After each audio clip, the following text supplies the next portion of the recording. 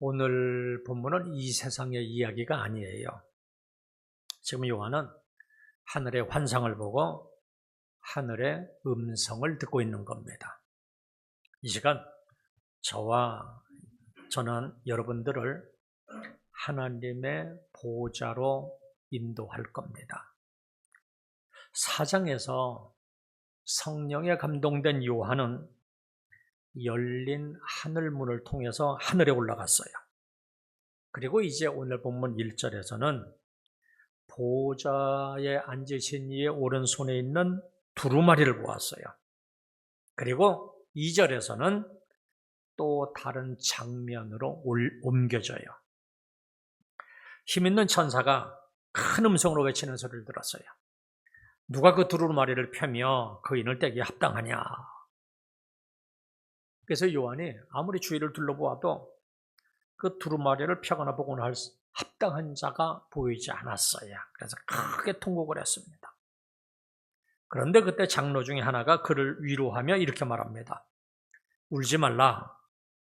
유대 지파의 사자 다윗의 뿌리가 이겼으니 그 두루마리와 그 7인을 떼시리라. 그리고 본문 6절에 보시면 내가 또 보니라고 시작을 해요. 그러니까 장면이 또 바뀐 거예요. 앞에 보았던 장면이 바뀌면서 또 무엇인가를 보고 있는 거예요. 이번에는 보좌와 네 생물과 장로들 사이에 한 어린 양이 서 있는 모습을 보았어요. 그런데 그 어린 양의 모습을 소개하는데 6절에 보시면 일찍이 죽임을 당한 것 같더라 이렇게 소개를 해요. 이것이 계시록 5장의 주인공인 어린 양의 모습이에요. 그런데 조금 전에는 이 어린 양을 소개하기를 승리자로 소개를 했어요. 장로가 와서 유다 지파의 사자로 소개를 했어요. 백수의 왕인 사자로 소개하므로 정복자로 왕으로 소개를 했어요. 그런데 새로운 환상에 또 보니까 그 사자에 대해서 더욱 자세히 보니까 그 승리자의 모습이 어린 양의 모습이었어요. 그런데 그 어린 양은 마치 일찍 죽임을 당한 것 같이 보였어요. 여러분, 사자와 어린 양이 얼마나 대조적입니까?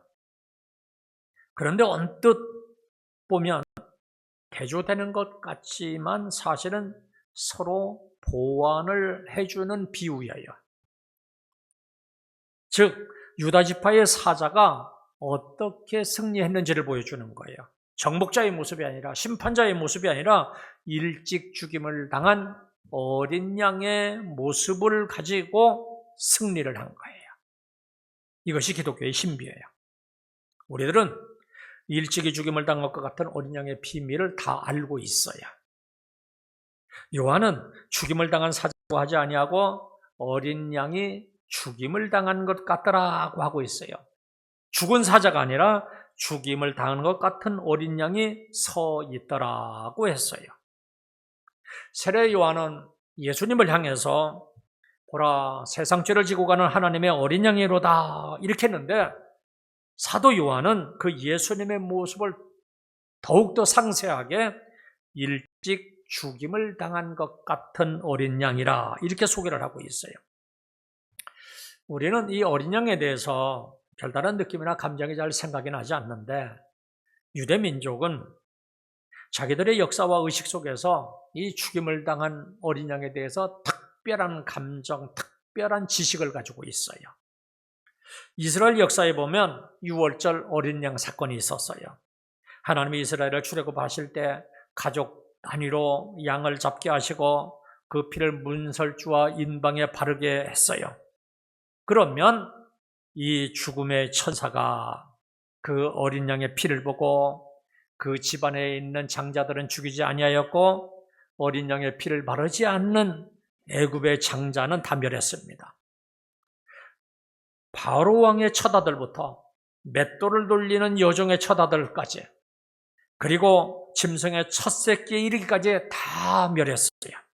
이처럼 애굽 땅에 죽음이 찾아왔을 때 이스라엘을 구원하신 하나님의 구원 방법은 어린 양의 피를 보고 넘어가는 것이었어요. 이것이 유월절 어린 양 사건이에요. 이 유월절 어린 양은 어떤 신비로운 미신이 아니라 장차 십자가에서 죽임을 당하실 예수님을 상징하고 있는 겁니다. 이사야 53장에서는 이 사실을 더욱더 분명하게 말씀하고 있어요. 이사야 선지자는 환상 가운데 한 사람을 보게 되었는데 비천하고 멸시를 받는 한 사람을 보았어요.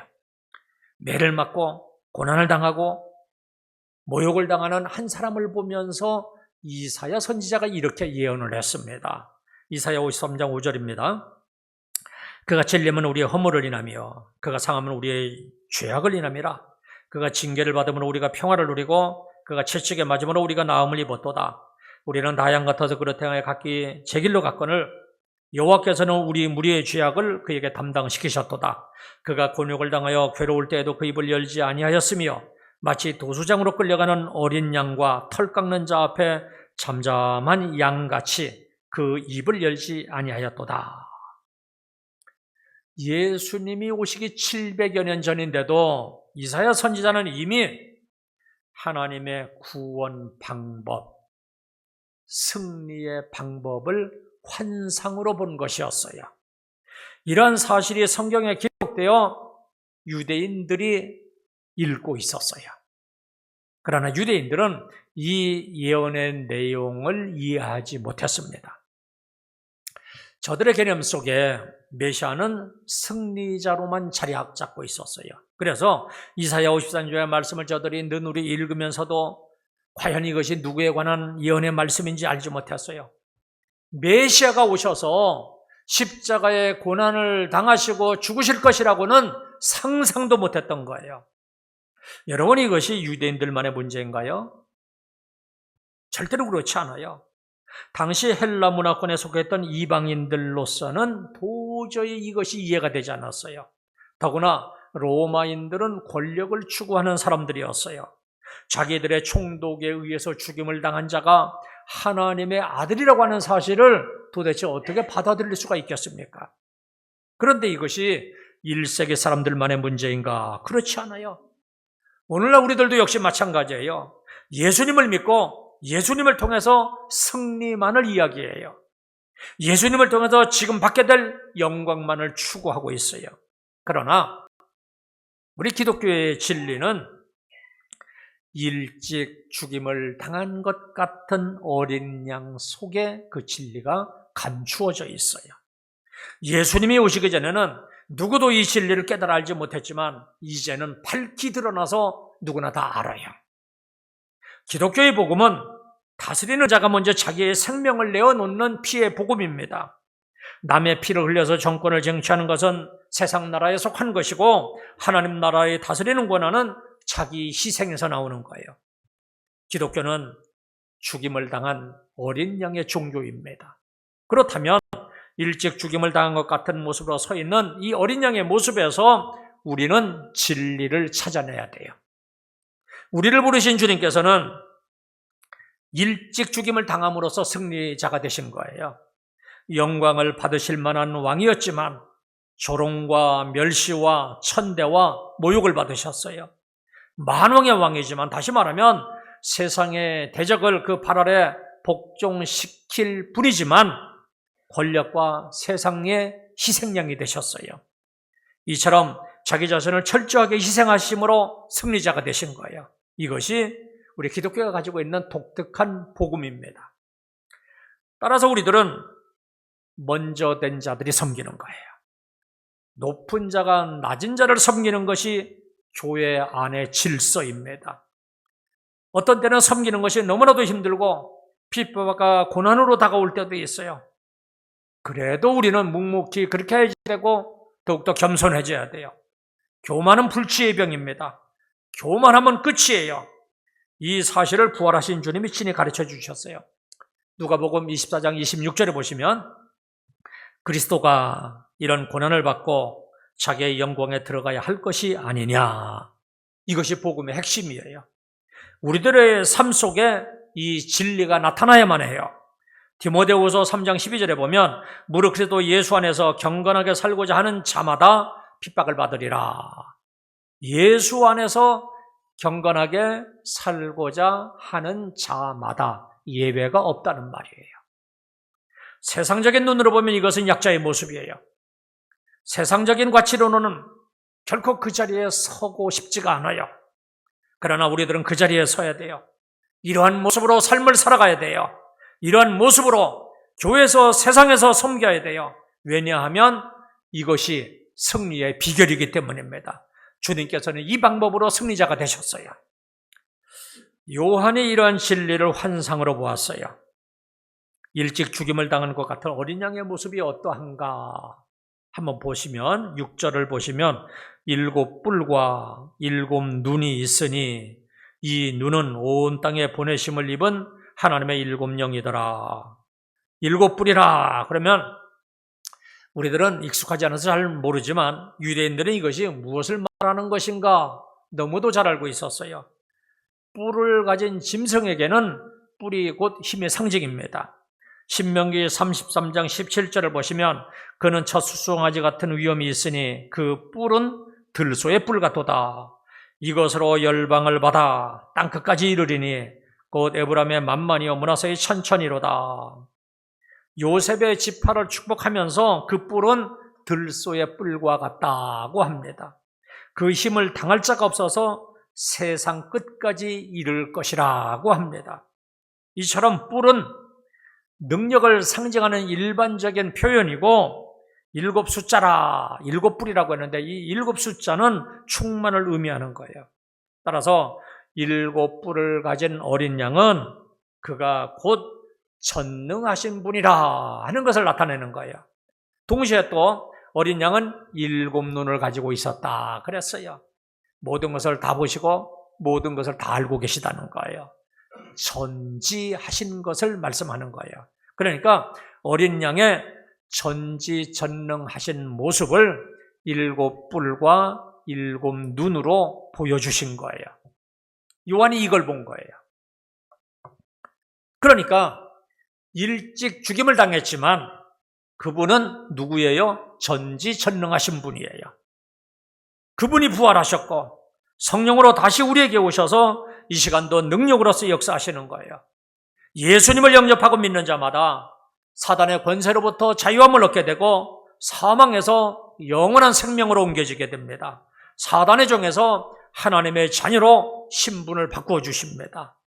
그 분이 어떤 일을 하셨는가? 다음 절을 보세요. 7절을 보시면 어린 양이 나와서 보좌에 앉으신 이의 오른손에서 두루마리를 취하시니라. 7 뿔과 7 눈을 가지신 어린 양이 드디어 보좌에 앉으신 이의 오른손에서 두루마리를 취했어요. 이것은 어린 양이 우주를 다스릴 권세를 받으신 것을 나타내요. 승천하신 예수님이 역사의 마지막에 인류 역사를 완성하실 것을 말씀하는 거예요. 이 사실을 빌립보서 2장 6절 이하에서는 성령의 감동을 받아서 이렇게 말씀하고 있어요. 그는 근본 하나님의 본체시나 하나님과 동등됨을 취할 것을 여기지 아니하시고 오히려 자기를 비워 종의 형체를 가져 사람들과 같이 되었고 사람의 모양으로 나타나셨으며 자기를 낮추시고 죽기까지 복종하셨으니 그 십자가에 죽으심이라. 이 모습은 일찍 죽임을 당하신 어린 양의 모습입니다. 이러한 주님을 하나님께서 어떻게 하셨는가? 그 다음 절에서 말씀하고 있어요.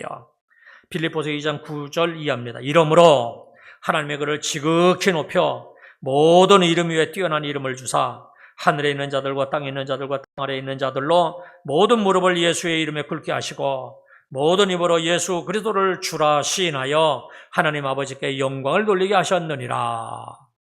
이 모습은 일찍 죽임을 당하신 어린 양이 온 우주를 다스릴 권세를 가지고 인류 역사를 어떻게 완성하실 것인가를 보여주는 거예요.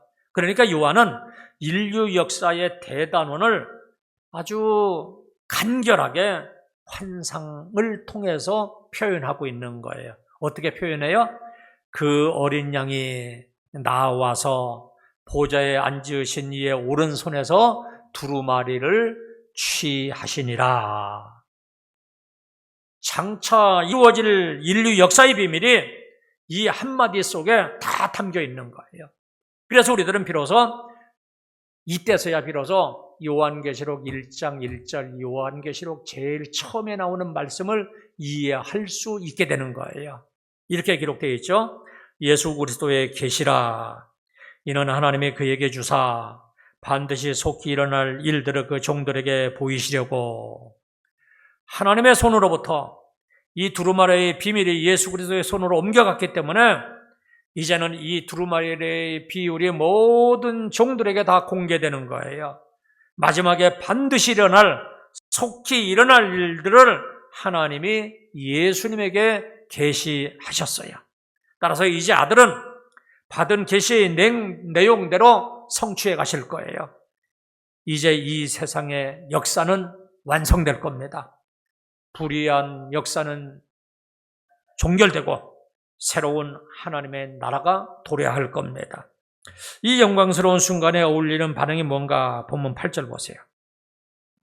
이 두루마리를 취하심에 네 생물과 24장로들이 그 어린 양 앞에 엎드려 각각 검은 고와 향이 가득한 큰 대접을 가졌으니 이 향은 성도의 기도들이라. 이 검은 고는 이스라엘 백성들이 하나님을 찬양할 때 사용하는 전통적인 악기인데 여기에서는 찬양을 의미하는 거예요. 그리고 금 대접에 담긴 향은 성도들의 기도들입니다. 두루마리를 취하시는 순간 네 생물과 24장로들이 찬양과 그리고 성도들의 기도를 가지고 어린 양에게 영광을 올려드리는 거예요. 그 내용이 9절, 10절 내용인데요. 어린 양이 그 두루마리를 취할 수 있는 특권을 가지게 된 배경에 대해서 이렇게 노래를 하고 있습니다. 두루마리를 가지시고 그 인봉을 떼기에 합당하시도다. 그러면서 왜 합당한지 그 이유를 또 이렇게 얘기합니다. 일찍이 죽임을 당하사 각 족속과 방언과 백성과 나라 가운데에서 사람들을 피로 사서 하나님께 드리시고 그들로 우리 하나님 앞에서 나라와 제사장을 삼으셨으니 그들이 땅에서 왕노릇 하리로다. 지금 두루마리를 취할 수 있는 특권을 가지게 된 배경이 무엇이라고 하는 거예요? 일찍 죽임을 당하심으로 각 사람들을 피로 사서 하나님께 드리고 나라와 제사장으로 삼으셨기 때문이라는 거예요. 그뿐만이 아니에요. 11절에 보시면 이번에는 보좌와 생물들과 장로들을 둘러선 그 수많은 천사들이 일찍이 죽임을 당하심으로 책을 취하신 그 어린 양을 찬송하고 있습니다. 그 찬송의 내용은 또 12절에 나와 있어요. 죽임을 당하신 어린 양은 능력과 부와 지혜와 힘과 존귀와 영광과 찬송을 받으시기에 합당하도다. 이 어린 양의 찬양은 여기서 그치지를 않아요. 이번에는 13절에 보시면 하늘 위에와 땅 위에와 땅 아래와 바다 위에와 또 그 가운데 모든 피조물이 다 그 보좌에 앉으신 이와 어린 양을 찬송하고 있습니다. 온 만물이 다 일찍 죽임을 당함으로 두루마리를 취하신 어린 양에게 찬송과 존귀와 영광과 권능을 돌리고 있습니다. 여러분, 이처럼 어린 양이 네 생물과 24장로들에게 찬양을 받고 수많은 천사들에게 찬양을 받고 온 만물에게서 찬양을 받으시는 이유가 무엇입니까? 보좌에 앉으신 이의 두루마리를 취하셨기 때문이에요. 이 책을 펴거나 보거나 하기 합당한 자가 없어서 사도 요한이 크게 울었는데 이 두루마리를 취하신 이가 누구라고 합니까? 일찍 죽임을 당한 것 같은 어린 양이었어요. 그러니까 어린 양이 그 두루마리를 취할 수 있었던 이유는 곧 일찍 죽임을 당하였기 때문입니다. 자기 희생으로 섬겼기 때문이에요. 이것이 바로 복음의 진리입니다. 이것이 우리가 승리할 수 있는 비결이에요. 우리들은 이 복음의 진리를 믿는 자들이에요. 아유, 어떻게 자기 희생으로 승리자가 될 수 있는가? 의문스러운가요? 지금 사도 요한이 환상을 보고 너무나도 명확하게 말씀해주고 있어요. 이것을 믿는다면 우리들의 삶 속에 이러한 진리들이 나타나야만 해요. 주님이 일찍 죽임을 당하심으로 섬겼던 것처럼 우리들의 삶은 섬기는 것으로 나타나야지 돼요. 아직도 옛성품이 남아있으면 십자가에서 죽여야 돼요. 날마다 십자가에 못 박고 새로운 성품, 겸손한 성품으로 거듭나야만 해요. 그러할 때 어린 양이 찬양과 영광을 받게 하셨던 것처럼 하나님은 우리들을 높이 들어 사용하실 것입니다. 세상 사람들은 힘으로 권력을 차지하지만 우리들은 겸손하게 섬김으로 능력 있는 사람들이 되는 거예요. 입으로 섬기고 손과 발로 섬기고 물질로 섬기고 마음으로 섬기되 주님처럼 희생하면서 섬기는 거예요. 힘들어도 참고 억울해도 참고 자존심이 상해도 참고 마음이 아파도 참으면서 섬기는 거예요. 나는 이제는 온데간데 없고 오직 주님만 바라보면서 그분이 가신 길을 따라가시기를 주님의 이름으로 축원합니다. 그리고 또한 내 생물과 24 장로들과 천사들처럼 우리들도 두루마리를 취하신 어린 양을 찬송해야 돼요. 먼저 내 생물이 찬송했어요. 24 장로들이 가세했습니다. 거기에 악기 검은고가 동원되었어요. 나아가서 수많은 천사들이 찬송했습니다. 나중에는 온 우주의 모든 피조물이 찬송했어요. 이처럼 하나님과 어린 양에게 드려지는 찬송이 점점 더 확대되어져 갑니다. 하늘에서는 무천사들이 큰 음성으로 어린 양을 찬송했어요. 그렇다면 이제 이 땅에서는 죄사함을 받은 우리들이 큰 음성으로 예수님을 찬송하는 것이 마땅해요. 찬송을 하나님을 기쁘시게 하는 거예요. 한번 따라해 보세요. 찬송을 하나님을 기쁘시게 하는 것입니다. 찬송은 하나님을 기쁘시게 하는 거예요. 우리의 손녀딸들이요, 노래 부르면서 춤을 잘 춰요. 3명 다 어쩌면 그게 똑같은지 몰라요. 그러면 그 모습을 보면서 제가 어떤지 아세요?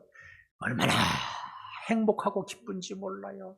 시끄럽다고 제지한 적이 한 번도 없어요. 밑에 사람이 어떡할까 봐, 아이고 그것보다는요 그 자체가 너무나도 막 기쁜 거예요. 그런데 하나님도 우리들이 찬송을 하면 그렇게 기뻐하세요. 시편 147편 1절 보세요. 우리 하나님을 찬양하는 일이 선하며 찬송하는 일이 아름답고 마땅하도다. 보세요. 하나님을 찬송하는 일은 선하고 아름답고 마땅한 일이에요. 이사야 43장 21절입니다. 이 백성은 내가 나를 위하여 지었나니 나를 찬송하게 하려 함이니라. 하나님을 찬송하게 하려고 나를 지으셨다는 거예요. 그러면 내가 지금 찬송을 하고 있어요. 너무나도 감사해서요. 막 찬송을 하고 있으면 하나님의 지으신 목적대로 나는 지금 살아가고 있는 거예요. 시편 33편 1절입니다. 너희 의인들아 여호와를 즐거워하라. 찬송은 정직한 자의 마땅히 할 바로다. 마땅히 할 바니까 찬송은 선택이 아니라 필수라는 말이에요.